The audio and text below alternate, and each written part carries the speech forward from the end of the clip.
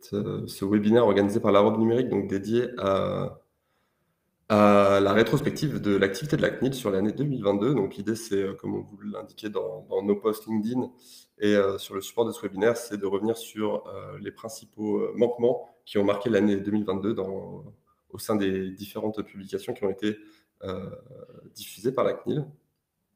Donc, petit tour de table en attendant que tout le monde se connecte. Caroline, je te laisse te présenter. Oui.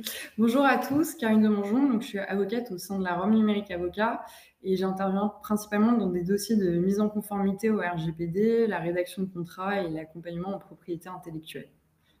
À toi, Damien. Moi, je suis Damien Terzet, du coup, consultant DPO au sein des différents clients de la Robe Numérique.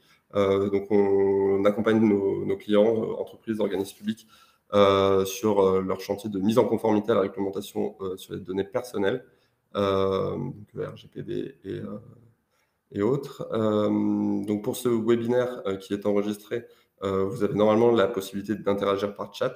Donc, n'hésitez pas à tout moment à poser une question ou à nous faire part d'une remarque si vous le souhaitez. Ok, donc on va démarrer. Petite slide introductive sur l'arsenal de la CNIL. Donc on va appeler l'arsenal, l'idée c'est de rappeler les différentes décisions que peut prononcer la CNIL à l'encontre des organismes en cas de manquement manquement à la réglementation. Caroline, peut-être que tu veux Oui. introduire ces différents mécanismes. Oui, alors on a juste choisi certains mécanismes. Donc on a les sanctions qui sont le rappel à l'ordre, la limitation du traitement, l'injonction, la suspension des flux, l'amende administrative. Puis on a aussi la mise en demeure qui n'est pas une sanction parce qu'elle n'est pas assortie d'une astreinte, mais qui est aussi une mesure que peut prendre la CNIL pour enjoindre une société, une société à se mettre en conformité au RGPD. Donc le rappel à l'ordre, ça va être un rappel à la loi. La limitation du traitement, ça va être le gel des données pendant un temps déterminé. L'injonction, donc ça va être une injonction de se mettre en conformité, mais assortie d'une astreinte, donc à la différence de la mise en demeure. La suspension des flux, ça va être de stopper l'envoi des données en dehors de l'Union européenne. Et la demande administrative, ça va être une sanction pécuniaire de nature administrative qui sera prononcée à l'encontre de l'organisme.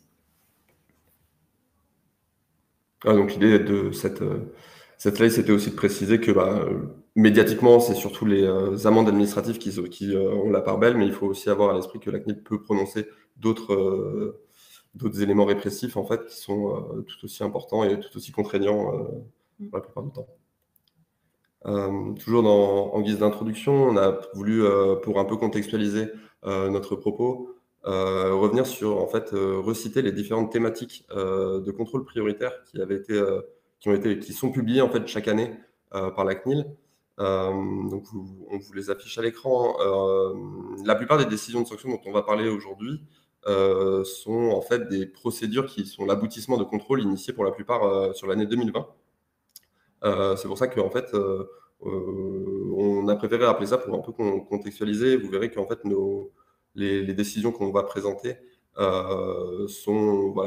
s'inscrivent pour la plupart, pas intégralement, dans ces thématiques de contrôle prioritaire. Donc, on a la sécurité des données de santé, la géolocalisation pour les services de proximité, donc tous les services de tracking de géolocalisation. Et déjà, en 2020, l'accent était porté sur la conformité des cookies et de leur implémentation sur les différents sites web. En 2021, voilà, donc c'est vraiment pour rappel, on avait vraiment un focus qui a été mis par la CNIL sur la partie sécurité des sites web, sécurité des données de santé et toujours les cookies qui sont vraiment en fil rouge. 2022 était plutôt consacré cette fois-ci à la prospection commerciale, aux outils de surveillance dans le cadre du télétravail, donc voilà, qui fait écho à la crise Covid. Donc avec la généralisation du télétravail, il y a pu y avoir des dérives qui ont été mis en place dans certains organismes. Donc la CNIL avait vraiment ce focus-là. Et enfin le cloud, et notamment sur la partie hébergement des données et surtout des flux hors Union européenne, à destination notamment des États-Unis ou de tout autre pays jugé non adéquat, voilà, qui était un focus cette année. Donc on verra lorsqu'on organisera les prochains type de webinaire si les sanctions reflètent ces thématiques de contrôle prioritaire, mais en tout cas, vous le verrez aujourd'hui, a priori, c'était le cas.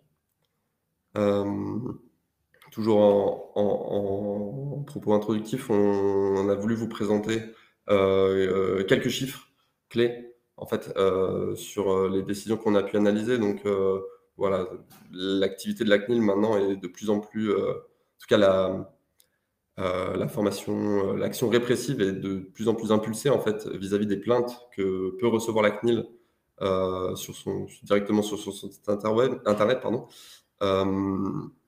Il y a aussi, donc on a mis une chiffre de 15 000 plaintes reçues cette année. On a environ 300 contrôles qui ont été réalisés, que ce soit sous différents canaux, en ligne, sur pièce, des fois sur place également, qui ont été diligentés par la CNIL, qui ont abouti en 2022 à 22 sanctions, 22 décisions de sanctions. Donc là, c'est un chiffre qui englobe toutes les sanctions qui sont référencées sur le site de la CNIL. Donc je fais cette précision parce que la CNIL en fait ne publie pas toutes les décisions de sanctions qu'elle prononce. Certaines restent confidentielles, on n'a pas la teneur. Donc voilà, c'est 22 sanctions sur l'année 2022, c'est assez facile à retenir. Au sein de ces 22 sanctions, on en a identifié 4 qui ont été prononcées, qui en fait l'innovation de cette année, c'est les premières sanctions sous le régime de la procédure simplifiée. Ça nous apparaît intéressant de le noter. Et on peut assez facilement se projeter et dire qu'il y aura une généralisation en fait, de ces sanctions qui seront dorénavant prononcées.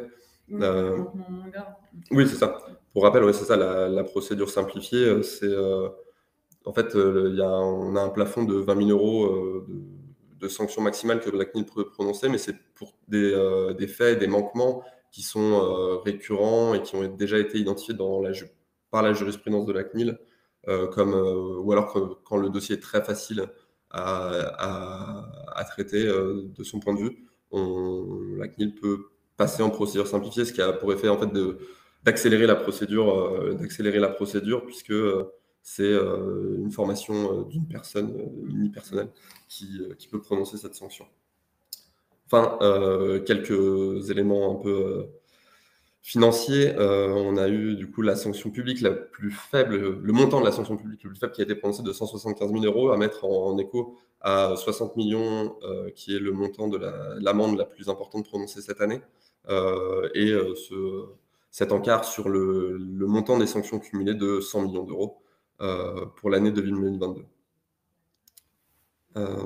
Pour finaliser un peu ce tour des sanctions, on a référencé en fait les manquements qu'on a rangés en fait par catégorie de manquements, tout simplement. Et en fait, l'idée c'est de vous montrer qu'il y a eu quand même une récurrence sur 3 thématiques en 2022, qui ont été la gestion des consentements, que ce soit sur les parties cookies ou sur la partie prospection commerciale, des manquements à l'obligation de sécuriser les données personnelles qui ont été recensées dans 6 décisions, au sein de 6 décisions, et également sur la gestion des droits. Donc l'objectif de ce webinaire, ça va être un peu de reprendre ces 3 manquements les plus importants et vous fournir un peu des clés de lecture de différentes décisions en vous partageant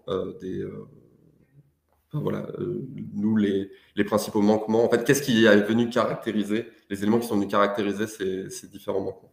Et quelles sont donc les bonnes pratiques ensuite à mettre en œuvre par rapport aux manquements qui ont été constatés? Tout à fait.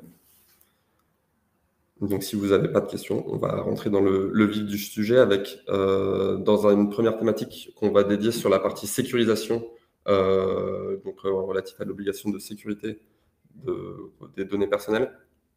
Donc, on va avoir 2 éléments sur cette obligation de sécurité dans les sanctions de 2022.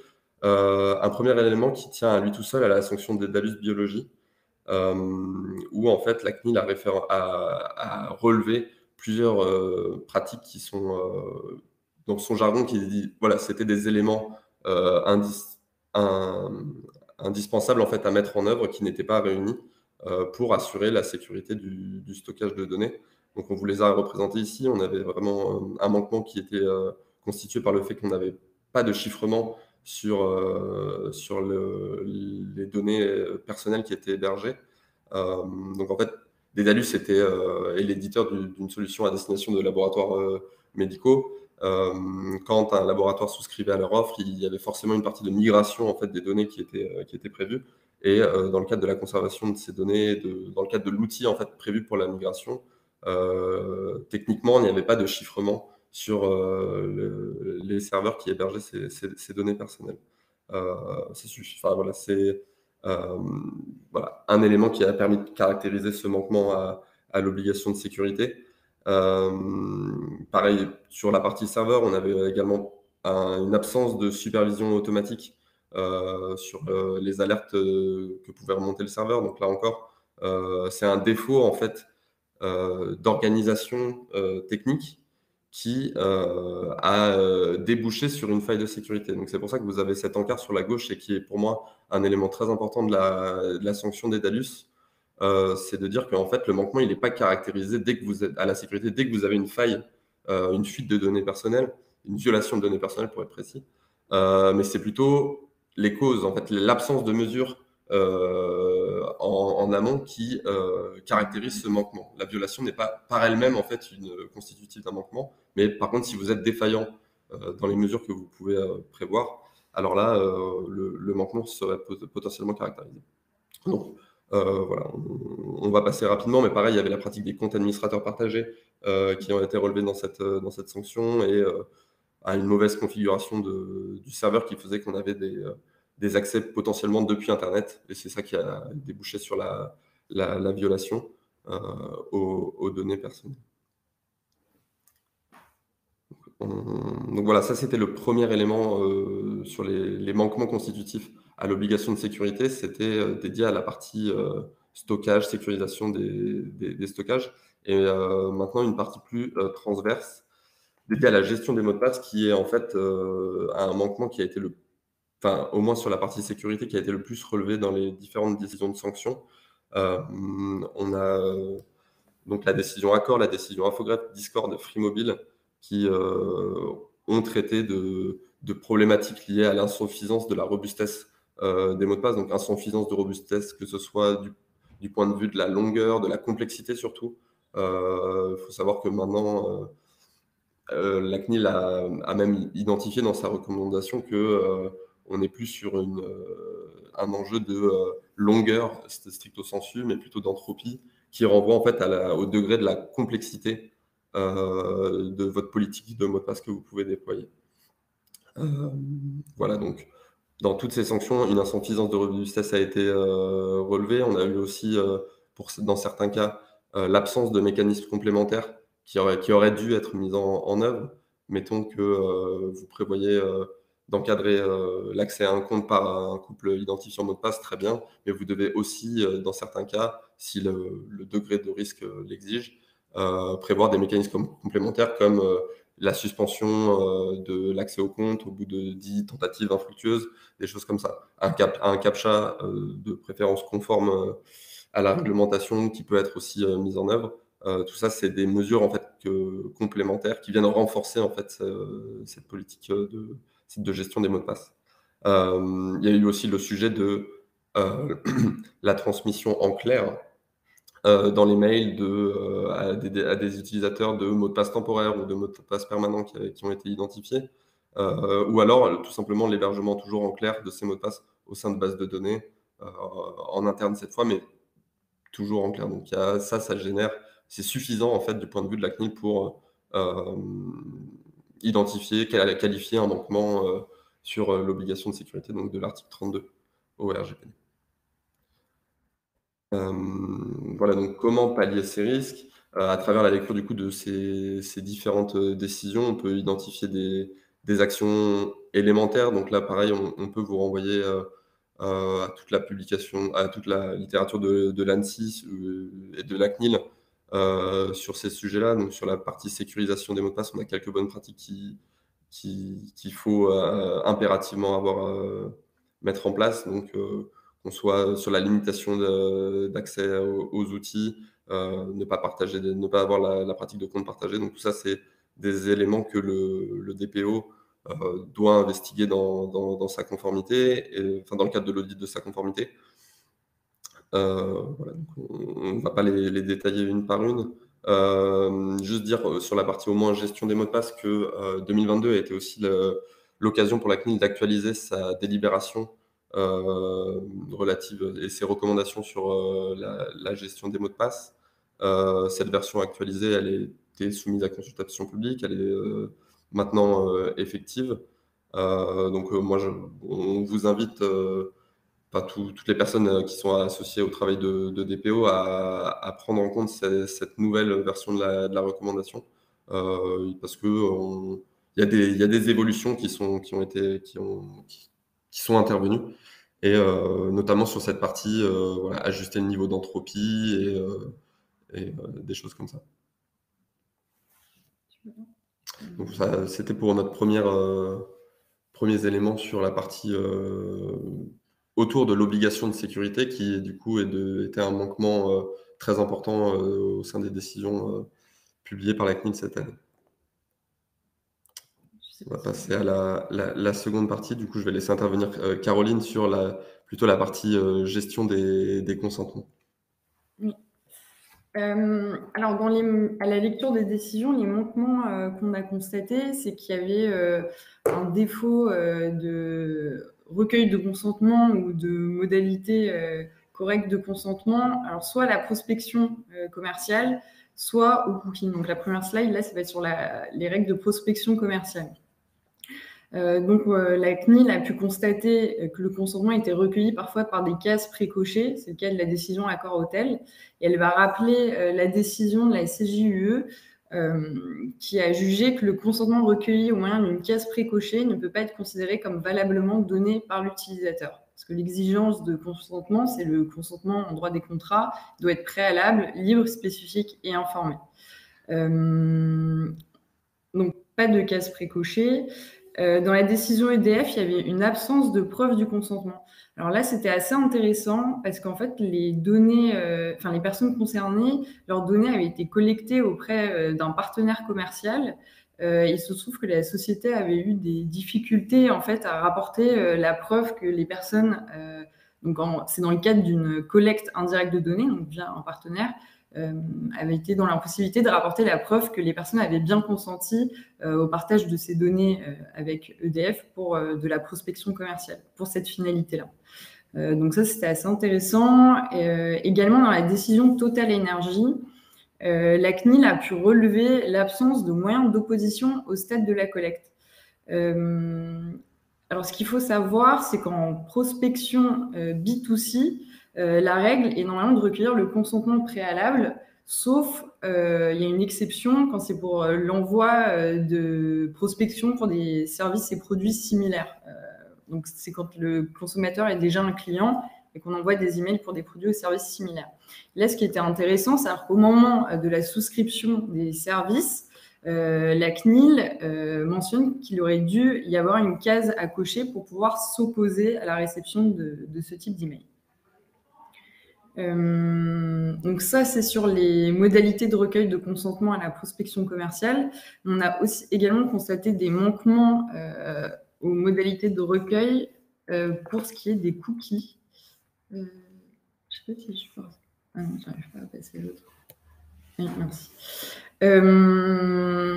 Donc, il y a un manquement récurrent concernant le consentement aux cookies, sachant que les cookies qui sont dispensés de recueil de consentement préalable, c'est ceux qui permettent ou facilitent la communication, qui ont pour finalité exclusive de permettre ou faciliter la communication par voie électronique, ou qui sont strictement nécessaires à la fourniture de services de communication en ligne à la demande expresse de l'utilisateur. Donc là, il y a 2 points. C'est-à-dire que déjà, quand on utilise un cookie, il faut savoir quelle est sa finalité. Et puis là, on a eu le cas, notamment dans l'affaire Microsoft, c'était un cookie multifonctionnalité. Donc, il avait effectivement une finalité de fourniture, purement technique, de donner accès à un contenu. Mais il avait également une finalité de lutte contre la fraude publicitaire. Et en fait, il y a eu tout un débat dans la décision de savoir si le fait de lutter contre la fraude publicitaire en ligne était considérée comme strictement nécessaire à la fourniture d'un service. Mais la CNIL a tranché en disant que c'était pas relié à la fourniture du service de moteur de recherche, mais ça avait pour but un service lié à la publicité en ligne, donc la publicité en ligne ciblée, et du coup, il devait être soumis à un consentement préalable. Pareillement, dans la décision Vaudou, alors là, en fait, les personnes via l'App Store s'étaient opposées au suivi pour des finalités de publicité ciblée. Et il se trouve qu'en fait, il y avait quand même de la lecture de l'identifiant du téléphone à des fins de publicité. Donc là, pareil, il y avait une absence de recueil de consentement des personnes concernées. On a aussi le cas de cases précochées. Comme pour la prospection commerciale, ça, on va avoir publicité ciblée en précoché. Donc là, on n'a pas de consentement valable qui est valablement recueilli. Et ce qui a également été soulevé, c'était les difficultés à exprimer son consentement. Donc, par exemple, dans la décision Apple, les personnes concernées, à la fin du paramétrage, elles devaient retourner dans les réglages de leur téléphone pour décocher le consentement au suivi à des fins de publicité. Donc là, la CNIL a considéré que la personne n'avait pas un parcours facile d'accès pour exprimer son consentement. Et c'était la même chose pour la décision TikTok. Là, ce qui était assez intéressant, c'est que les personnes, en fait, il n'y avait pas de cookies déposés tant que la personne n'acceptait pas sur le bouton j'accepte les cookies. En revanche, la personne ne pouvait pas, elle pouvait pas se dire qu'elle n'avait pas de cookies déposés en n'effectuant aucune action. Et donc là, la CNIL a dit que c'était pas assez clair pour la personne, mais qu'en revanche, un refus implicite peut être possible, c'est-à-dire de poursuivre la navigation, mais sans qu'il y ait de cookies déposés, il faut que ça soit très clair dans l'information, parce que sinon la personne peut être amenée à appuyer sur le bouton j'accepte s'il continue à apparaître. Voilà. Et enfin, dans la dernière décision, c'est la décision Microsoft, c'était la problématique des dark patterns. Donc ça, on peut le voir quand même de façon assez régulière sur les sites internet, où quand on veut refuser les cookies, il faut rentrer dans les paramètres, on doit réaliser 2, 3, voire plus de clics pour pouvoir refuser les cookies ou désouscrire ou souscrire à certaines finalités.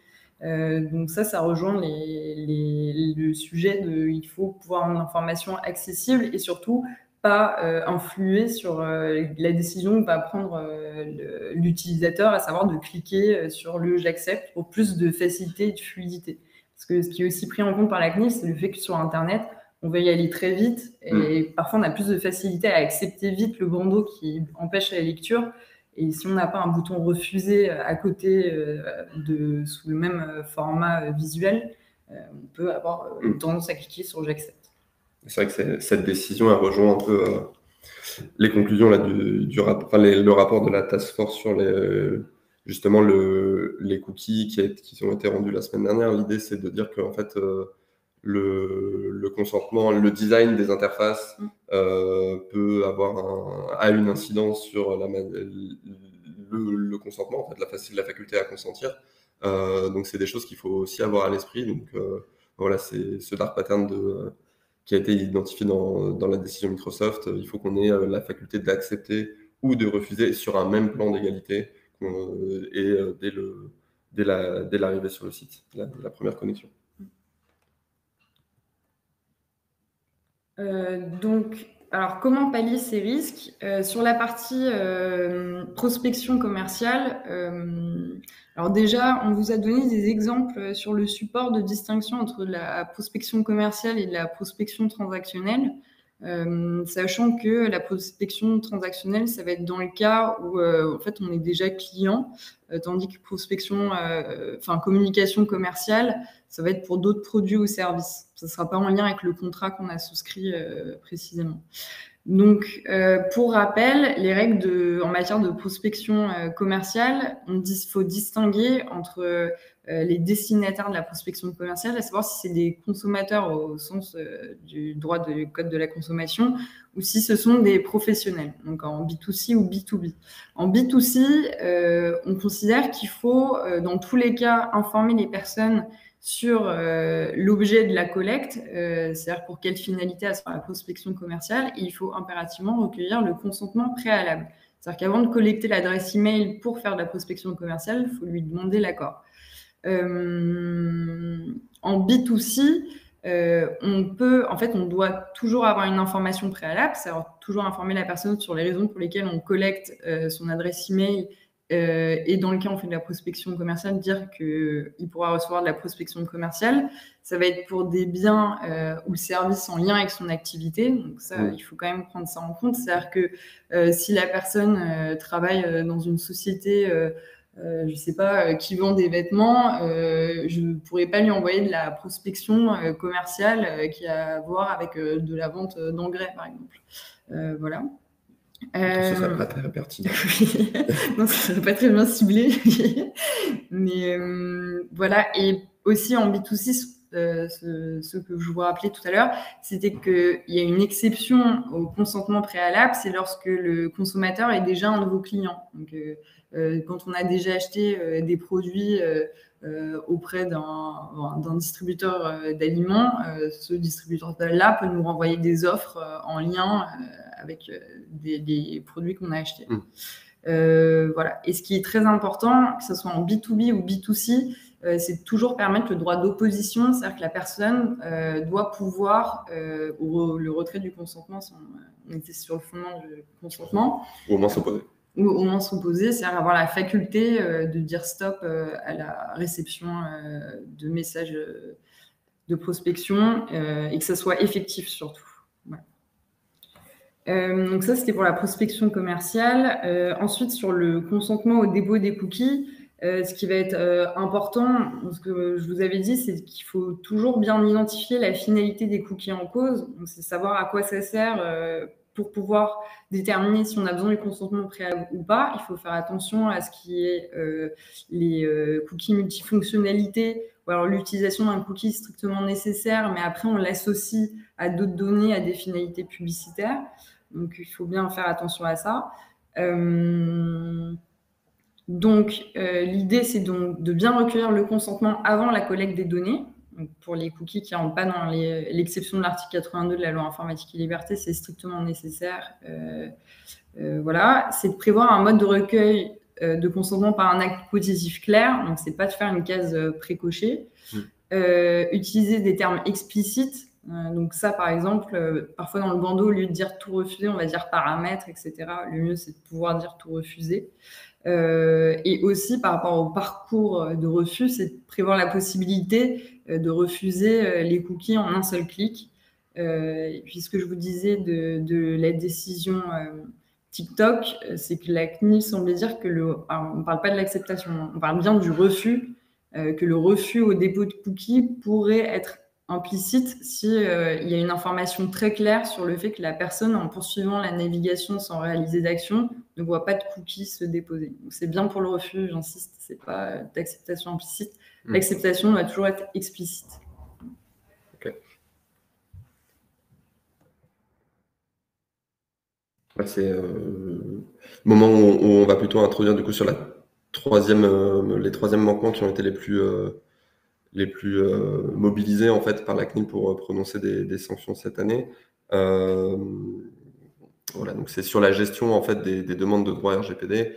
Vous savez que vous n'êtes pas sans savoir que le RGPD consacre des droits aux personnes sur leurs données personnelles et que ces droits, le responsable de traitement a l'obligation en fait de prévoir des procédures et d'appliquer ces procédures pour favoriser en fait le traitement de cette demande de droit. Donc, il y a eu au sein des différentes décisions des manquements qui ont été identifiés en fait sur les modalités de réponse en fait à ces demandes de droit. On a pu avoir des traitements tardifs. Donc, pour rappel, le délai pour répondre à une personne qui exprimerait, qui exercerait ses droits RGPD, donc c'est un délai de réponse d'1 mois que vous pouvez étendre sous réserve d'être capable de justifier de complexité opérationnelle à le faire. Vous pouvez l'étendre de 2 mois, donc, ce qui ferait 3 mois en tout, mais on va dire que le délai de droit commun, c'est un délai d'1 mois. Au-delà du traitement tardif, il y a eu des décisions où on a pu repérer des dysfonctionnements qui ont entraîné l'absence de réponse à ces exercices de droit. Donc, c'est des choses qui sont... voilà, maintenant, c'est très difficile, 5 ans, dans la 5e année de mise en œuvre du RGPD, de ne pas avoir de procédure en place sur ces gestions de droit et de ne pas avoir de réponse à ces demandes. C'est maintenant impossible d'éviter un manquement en cas de contrôle ou quoi que ce soit. Il faut bien comprendre qu'en fait, la gestion des droits, ça fait partie, le vocabulaire qu'on utilise à la robe numérique, c'est plutôt la conformité vraiment visible, la face émergée de l'iceberg. Donc, c'est ce qui expose le plus les entreprises là-dessus. C'est une des thématiques les plus importantes pour nous dans la conformité. Et du coup, donc ne pas répondre en retard, répondre aux questions, mais aussi ne pas répondre de manière erronée, de sorte à, si vous répondez à une personne que vous avez procédé à l'effacement de ses données personnelles, il ne faut pas qu'il y ait une base de données qui en conserve, qui ait été visée hein, par la demande et qui soit, il faut s'assurer de l'exhaustivité du traitement de la demande. Pareil, en cas de réponse partielle, on ne peut pas uniquement répondre à une demande de droit d'accès sur le fondement voilà, on vous donne accès aux données de votre compte client uniquement. Non, il faut couvrir exactement l'objet de la demande. Je ne sais pas si tu voulais ajouter des éléments sur les différentes décisions. C'était juste sur l'absence de réponse, par exemple, dans la décision Total Energy. En fait, ils avaient procédé enfin, ils avaient été diligents sur le traitement de la demande, c'est juste qu'ils avaient oublié d'envoyer une réponse concrète. Et du coup, il y a quand même eu un manquement, alors même que, on va dire que c'était conforme en soi opérationnellement. Oui, c'est ça. C'est juste qu'ils avaient oublié en fait, de pouvoir informer la personne sur le fait que sa demande avait bien été traitée. Ce qui est dommage. Oui. Ça arrive. L'idée, c'est, enfin, pour couvrir un peu ces risques-là, c'est de prévoir quand même des procédures de contrôle en interne visant à s'assurer de l'effectivité en fait de la procédure et pas hésiter à prévoir de faire des campagnes d'exercice test, voilà, pour vérifier qu'on a bien chaque collaborateur qui est affilié au traitement de ces sujets, qui est en mesure de répondre aux demandes. Ensuite, on va prendre quelques exemples de manquements à l'exercice des demandes de droit. Donc là, c'est pas vraiment sur le traitement des demandes de droit, mais c'est plutôt sur le fond. Enfin, sur le fondement. Donc, c'était dans la décision Ubico, c'était un manquement à l'obligation d'information. Alors, l'obligation d'information, ça va avec la transparence. On l'a abordé que dans cette décision-là, mais c'est aussi un manquement assez récurrent du défaut d'information. Alors, il n'y a pas toutes les obligations d'information qui figurent dans la politique de confidentialité. Là, ce qui était assez intéressant, c'est que sur le formulaire d'inscription, il y avait uniquement un renvoi vers les conditions générales d'utilisation. Il fallait chercher l'information sur les traitements de données à caractère personnel au sein des conditions générales d'utilisation. En fait, on voit bien que déjà, au niveau des titres des documents, ça pouvait prêter à confusion. Enfin, on peut très bien se dire que c'était difficilement accessible également. Donc, voilà, une bonne pratique, c'est d'avoir une mention d'information de premier niveau sous le formulaire d'inscription avec un lien qui renvoie vers la politique de confidentialité, qui est un document dédié, plutôt qu'elle soit noyée dans un autre document juridique. Ensuite, on avait pu constater aussi un refus. Alors ça, c'est dans le cadre du droit d'accès. C'est sur les difficultés ou le refus de fournir la source des données. Là, dans cette décision-là, Free Mobile... Ah oui, c'était ça. C'est en fait, il y avait eu un courtier de données. Donc, Free Mobile avait reçu les données d'un courtier de données et elle avait fourni que la source primaire de collecte des données, à savoir auprès de qui avait collecté les données auprès des personnes concernées, mais elle n'avait pas donné l'information sur la chaîne justement de communication de ces données et notamment l'identité du courtier. Donc là, il y a eu un manquement. Sur les difficultés à fournir la source des données, là, c'est plus un cas de dysfonctionnement, on va dire, entre l'organisme et ses partenaires, dans le sens où en fait, la société avait été passée également par un intermédiaire pour collecter des données, mais elle n'était pas en mesure de fournir la source des données, sachant que ses partenaires ne pouvaient pas lui fournir la source des données ou ont mis du temps à lui fournir la source des données.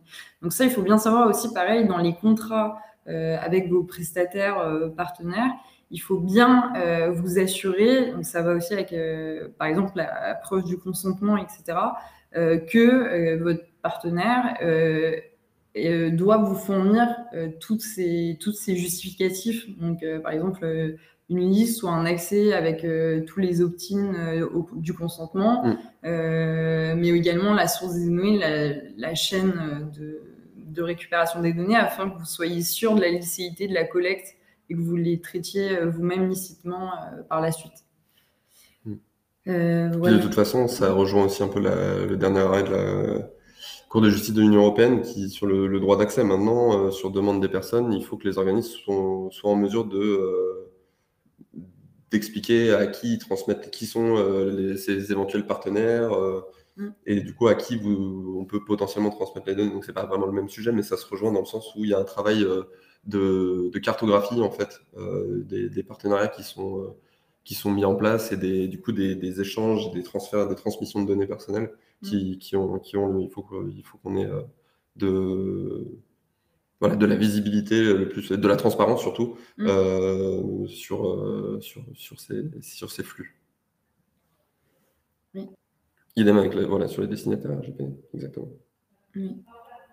Après, ce qui était intéressant à la décision Clearview sur le droit d'accès, c'est que dans leur politique de confidentialité, ils avaient limité, parce que j'ai vu ça moi, pardon, ils avaient limité le droit d'accès, enfin l'exercice du droit d'accès aux personnes concernées à 12 mois, il me semble.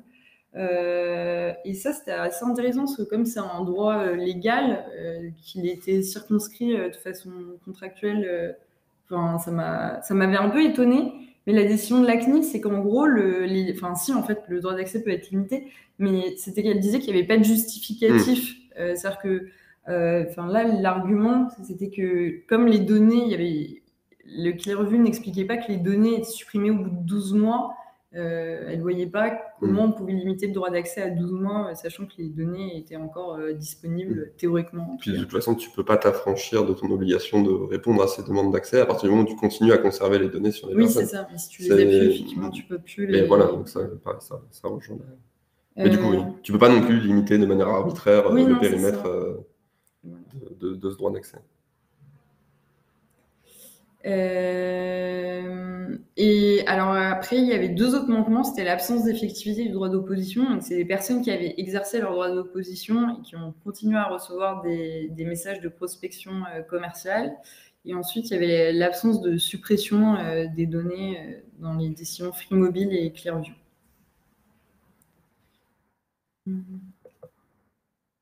Donc ensuite, sur comment pallier ces risques. Voilà, donc nous, on vous proposait justement d'avoir une manière un peu schématique sur l'organisation pour ne pas se mettre en risque vis-à-vis de la gestion des droits des personnes. Nous, c'est un peu l'organisation qu'on préconise, qui fera intervenir en fait différents interlocuteurs dans l'organisme. Donc mettre dans la boucle souvent des métiers qui peuvent être amenés à publier des formulaires en ligne et du coup collecter de la donnée vu que la collecte de données peut être éparse dans un organisme, il faut de rendre de manière un peu transversale ce chantier de traitement des gestions de demandes de droits. Donc à la réception d'une demande, vous allez avoir 30 jours pour y répondre. Il faut qu'il y ait une organisation en place pour justement être en mesure de respecter le délai, de lui répondre de manière pertinente, d'être en mesure de lui fournir tous les éléments demandés sous ce délai des 30 jours. Et on le voit, les données personnelles sont maintenant traitées de manière tellement massive et potentiellement diffuse dans les organismes, ça peut être amené à faire intervenir plusieurs personnes. Donc c'est pour ça que nous, on préconise d'associer les métiers sur ce sujet, et aussi également si vous avez des référents RGPD, des correspondants RGPD, qui soit dans la boucle de certaines demandes pour justement qu'on elles puissent être traitées en temps et en heure.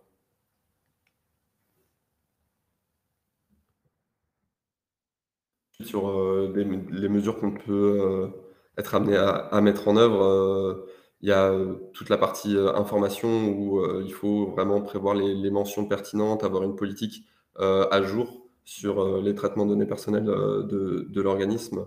Organiser, comme disait Caroline, des renvois vers cette politique, trouver le bon équilibre entre mention et le document, on va dire, phare de l'information. Mais il faut à chaque collecte, en fait, au moment de chaque collecte, être en mesure d'informer les personnes et de répondre à son obligation de transparence. Ce qu'on vous disait également sur être en mesure de fournir la source, ça demande de faire un travail en amont et d'être rigoureux notamment au moment de l'inscription dans le registre des traitements, de la création et du maintien à jour de ce registre. C'est le bon moyen d'être en mesure d'avoir facilement accès à l'information de à qui on transfère, qui est le destinataire de certaines données. Voilà, ne pas limiter le droit d'accès. Voilà, c'est des bonnes pratiques en fait qui ressortent en fait très manifestement des différentes décisions qu'on a été amené à analyser cette année. Voilà, c'est la fin de notre intervention sur la partie, en tout cas, on va dire, webinaire descendant. Maintenant, on sera ravis de traiter les questions. On a vu quelques commentaires, notamment d'Olivier Klein sur le droit d'accès. C'est si on fait un 6 avec un D, je crois que j'ai pas bien, j'ai pas bien saisi, ou peut-être une référence à un jeu de société en lien avec la conformité RGPD. Il faudra peut-être nous préciser ce qui est visé. Là,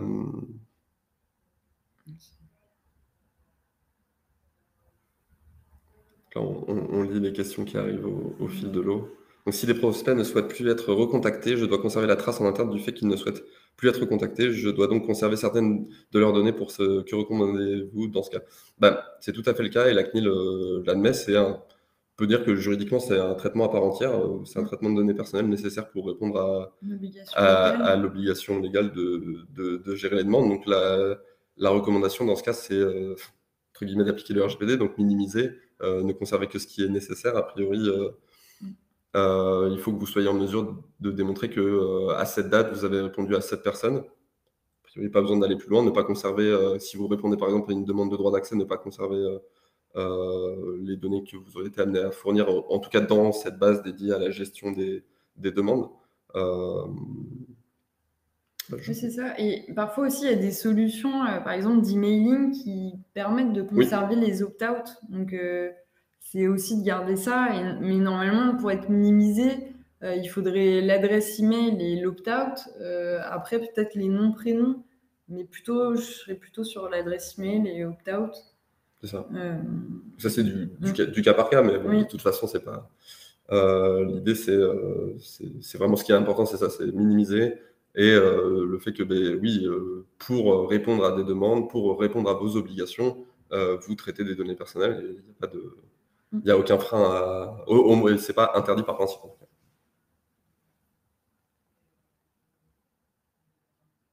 Je remonte le fil de questions, je vois que quelqu'un écrit. On va attendre que sa question arrive.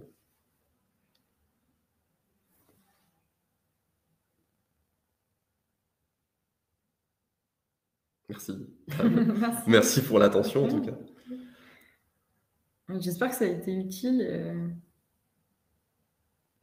Et peut-être faire une ouverture sur 2023. Et si vous avez des messages à faire passer, c'est que, voilà, avec la procédure simplifiée, avec les différents types de contrôles qui sont amenés à toujours être de plus en plus renforcés, on peut facilement se dire qu'on aura au moins toujours plus de sanctions sur 2023. Donc là-dessus, pas de souci. Alors, il y avait une question que j'ai laissé passer. Attends, aussi. Encore au-dessus. Non, encore une aussi. Bien. Ok, dans l'ordre. Savez-vous comment la CNIL audite les sociétés? Alors Et oui, contrôle. et contrôle. La CNIL va nommer en fait des contrôleurs. Il y a un acte public. J'ai oublié une délibération en fait qui vient nommer, il est missionné et les personnes qu'elle habilite à contrôler des entités. Donc en fait, cette lettre de mission, elle vient aussi cadrer le périmètre du contrôle. À ce moment-là, la CNIL, enfin voilà, c'est pas parce que la CNIL vient toquer à la porte d'une société qu'elle va contrôler l'ensemble de la société. Normalement, elle a un cadre légal à sa mission qui est défini par un acte réglementaire qu'elle produit. Ce qu'il faut savoir, c'est qu'il peut être étendu.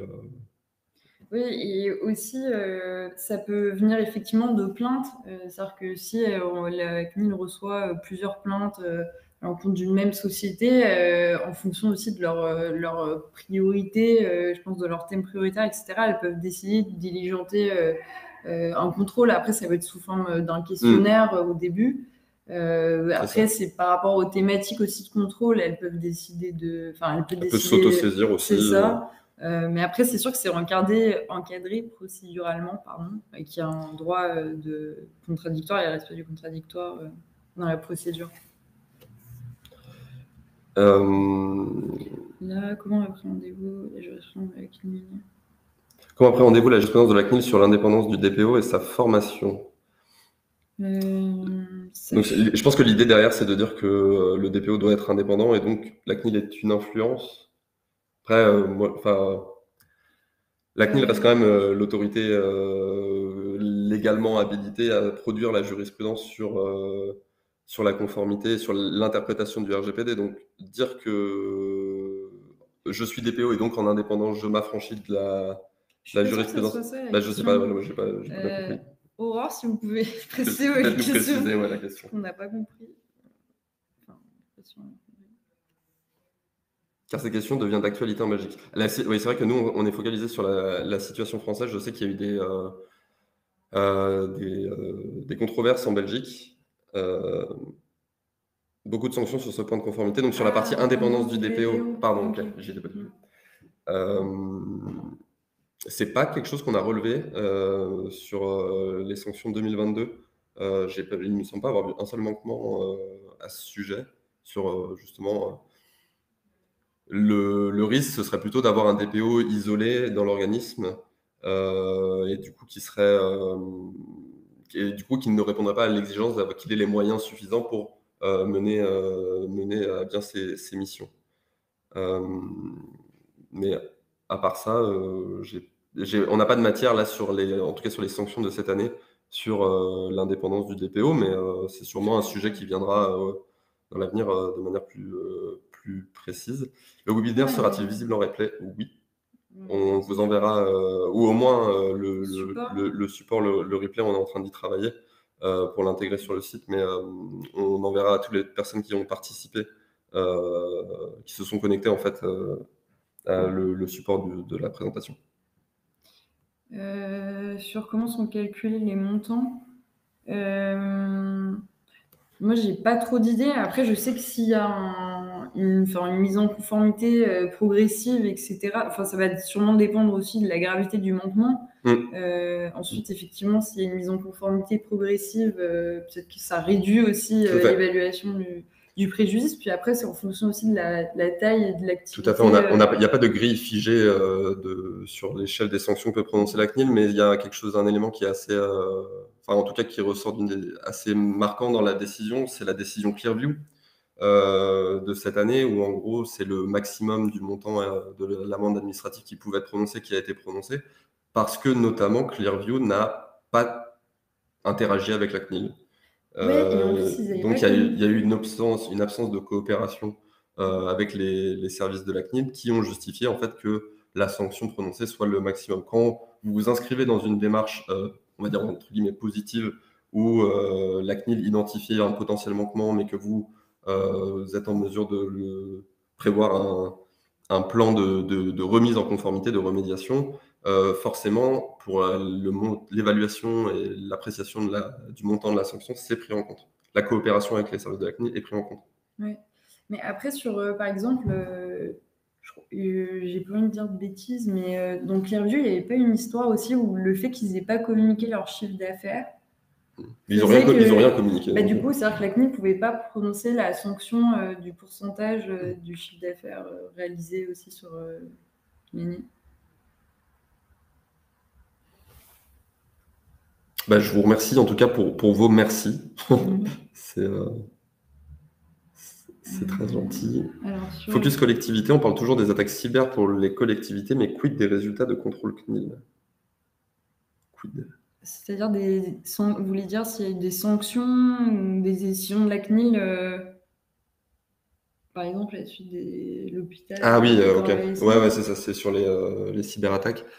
Il faudra voir dans les années, dans les mois qui vont venir, je pense, pour les sanctions les plus récentes, parce qu'il y a toujours ce décalage entre le temps de la procédure et le temps de la sanction. Comme je vous le disais en introduction, la plupart des sanctions publiées en 2022 sont le résultat de contrôles initiés en 2020. Donc on a une marge de 2 ans. Mais oui, et sur la partie en traitement des cyberattaques, comme je vous le disais, vous serez moins... C'est pas parce que vous subissez une cyberattaque que vous êtes potentiellement en infraction du point de vue RGPD, mais oui, ça peut être double peine. Mais c'est plutôt si vous n'avez pas mis en place les mesures suffisantes pour contrer une cyberattaque. Au départ, la peine ne visait pas cela, mais les pays étendus sont en liste, je suis encore là, c'est vrai qu'ils peuvent être étendus, je pense, dans certains. Jamais cité un exemple, je suis d'accord, c'est très rarement les collectivités. Si, il y avait ça, c'était sur la sanction d'absence d'utilisation de DPO sur les collectivités. C'est vrai qu'il y a eu ça. Les collectivités publiques sont concernées par l'obligation de nommer un DPO, ce qui n'est pas le cas pour toutes les entreprises sous condition. Mais cette année, il y a eu un focus là-dessus. Certaines collectivités, donc c'était des communes de mémoire qui n'avaient pas nommé de DPO. Comment définit-il les mesures suffisantes pour éviter une cyberattaque? Tout dépend en fait de la sensibilité de la donnée que vous allez traiter. Vous allez devoir adapter l'architecture de votre sécurité en fonction de la sensibilité déjà de vos données. Maintenant, c'est la partie technique. Ça va plus être le rôle d'un RSSI. Donc nous, on n'a pas forcément la compétence pour vous renseigner là-dessus. Et puis en 5 minutes dans un webinaire comme ça, mais il y a... par exemple, oui, excuse-moi.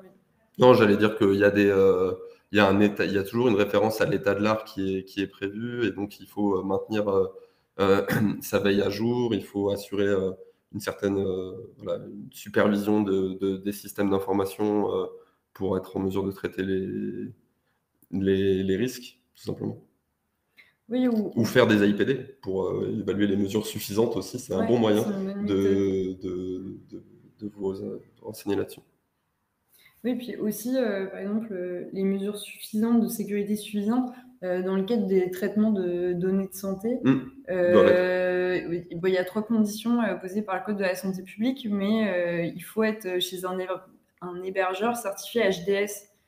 Donc parfois, on peut avoir des recommandations sur un niveau de sécurité suffisant, comme les données de santé sont des données sensibles, définies comme sensibles par le RGPD. On doit avoir un niveau de sécurité plus renforcé que si on traite des données uniquement standard de gestion de... Oui, c'est ça, sans qu'il y ait un secret des affaires ou des choses comme ça. Oui. Plutôt. Ou hautement personnel. Merci beaucoup pour toutes ces questions. C'était très intéressant d'interagir. Peut-être en prendre une dernière, je vois que quelqu'un écrit. Et ensuite, on va se libérer tous, mutuellement.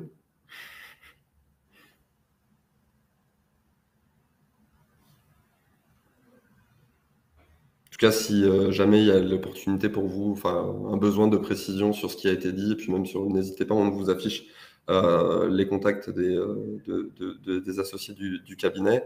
Vous pouvez également vous inscrire à notre newsletter, La Revue Numérique, qu'on alimente mensuellement et qui a pour vocation de préciser les dernières évolutions, que ce soit réglementaires, les dernières sanctions. Donc, si vous voulez ne rien rater sur l'actualité là-dessus, n'hésitez pas à vous y inscrire, tout simplement. La base n'est-elle pas le guide d'hygiène de l'ANSSI? Si, C'est c'est une bonne étape pour initier la chose. Maintenant, le guide d'hygiène de l'ANSSI, c'est très dans les grandes lignes. Quand vous devrez rentrer dans le détail, oui, c'est bien pour commencer, pour se oui, les poser les normes. questions, pour s'introduire au sujet, mais après, opérationnellement, ça couvrira pas du tout. C'est pas très opérationnel pour moi, le guide d'hygiène de l'ANSSI, de mémoire. Ouais. Mais après, oui, on a les normes ISO. Après aussi, dans certains référentiels de la CNIL propres à certaines activités ou certaines entités, on peut avoir la liste des mesures de sécurité minimales à mettre en œuvre Mm. aussi. Et puis l'ANSSI Donc, produit après ça peut d'autres faire- éléments de documentation beaucoup plus précises et techniques sur des sujets, que ce soit sur l'authentification, sur Mm. des tas de choses. Donc oui, oui, l'ANSSI, en tout cas la production, enfin ce que je voulais dire, c'est le guide d'hygiène de l'ANSSI est on va dire la porte d'entrée, mais il y a toute une littérature derrière beaucoup plus précise et beaucoup plus technique surtout qui est à prendre en compte. Dernière question? Allez.